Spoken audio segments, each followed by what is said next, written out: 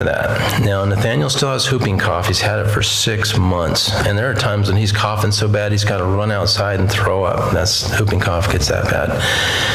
And I'd commanded to go away lightly multiple times, and it wasn't healed. And this, what happened here, I finally decided, back to some of these reasons for healing. I don't understand it all, but I didn't understand why he wasn't healed, so I just decided I'm going to attack it. I'm encouraged by this woman's eye, so I'm going to attack this. And I said, Nathaniel, we got 2 hours or more back to the motel room, to this tower site, and I'm just going to start breaking all the curses. I'm going to start aggressively and authoritatively commanding this thing to go in Yahshua's name. Is that all right? He goes, yeah, do it. I said, okay.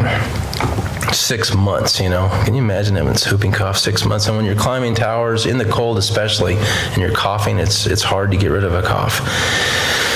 And so I started with authority, saying, lungs, I command you to be healed and be open in Yahshua's name. And I started, I put my hands there, and he's driving. He's trying to stay straight down the road. He did a great job. And I'm doing it with aggression. I found that the more aggressive you get, the more results I get. But some people don't like that. My wife almost left me just because one time I was real aggressive, and she thought she hated it. And she basically attacked me after that, which I think was evil spirits that eventually came around and decided to tell me not to do that again because they didn't like it. They didn't want that result. So anyway, I'm commanding these things. I'm commanding evil spirits in him to go. I'm breaking all the curses by the blood of Yahshua the Messiah all the way back to Adam and Eve. I'm renouncing all the sins of the mothers and fathers all the way back to Adam and Eve. And I'm saying that these evil spirits of sickness have no place in him, that sickness has no place in him in Yahshua's name. And so I went on down the list, and I command with authority, in Yahshua's name. I'd put my hands on his sinuses, and he'd feel warmth coming into his sinuses, and I'd put my hands on his chest and on his back, and he'd feel warmth in his lungs. And the awesome thing about this is Yahweh knows when to do things, because if everything I had done there, if everything had happened then and there, we'd have been in trouble, because as soon as we pulled out of the vehicle, he came out coughing and vomiting, projectile vomit, like out of a horror movie. It was just, and he couldn't breathe. These things were choking him down, and they were coming out like gangbusters. And if that had happened in the truck, it would have been all over the back of the dash. It wouldn't have been able to see the road. It would have been horrible, and it would have never cleaned up.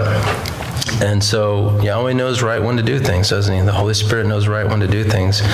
And so when we got out of the car, he's projecting this vomit, and I came over and I started commanding healing over him again, command these things to get out and to let him breathe, because he couldn't breathe. And then he had no sickness whatsoever after that, and I actually didn't have to pray for anything for him for about 6 months after that. And the next time it was a backache, and here we are again with him. He had a backache so bad he started crying because he couldn't go up the tower. And I'm like, why didn't you tell? You don't have to cry. You know Yahweh's going to heal you. And so his back was hurting so bad, we're getting ready to go up the tower, and he's crying because he just can't do it. And so I went over and I put my hand on his back, and in the name of Yahshua the Messiah, through faith in his name, he was instantly healed again and had no problems whatsoever. I've seen a lot of things with Nathaniel, everything from coughing blood at the top of a tower. He was coughing blood once. Yahweh healed that instantly in Yahshua's name. I've seen so many things. One of the very last time I was helping the homeless was every time I go to the Elijah Challenge to refresh and to just go there to be encouraged, I go visit the homeless around the area, and there's this one guy named Derek that's always there, and I've seen some awesome things with them. And I notice the more you minister, the more you see. Like one day I'll be commanding things, and the next day I'll be there and I command things again, and I'll see more than I saw the day before. This time I went, and he had some friends with him, and the friends that were with him, there was one guy there that had numbness in his legs. He had neuropathy, could not feel his feet or his legs, so he was real unstable. He couldn't stand up. And this hand had no feeling in it, so he couldn't even grab a cup and hold it. And he had a broken rib. And he was hesitant to let me pray for him. And I said, I'm going to pray for you. So I went around his back and I commanded his rib to be healed in Yahshua's name, and it was instantly healed. So then he wanted more.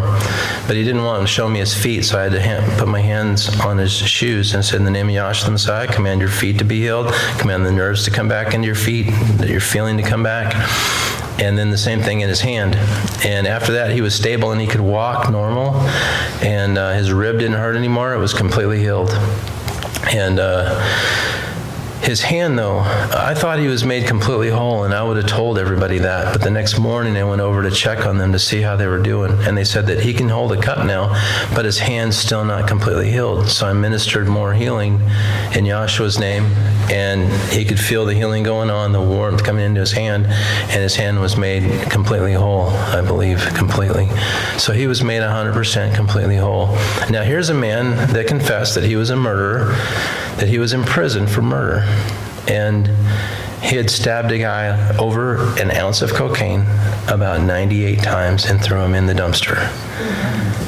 And he had come out of prison, and he was on fire for the Almighty. He wanted to change his life. There's a bit more to that story, but I probably shouldn't get into the backstory.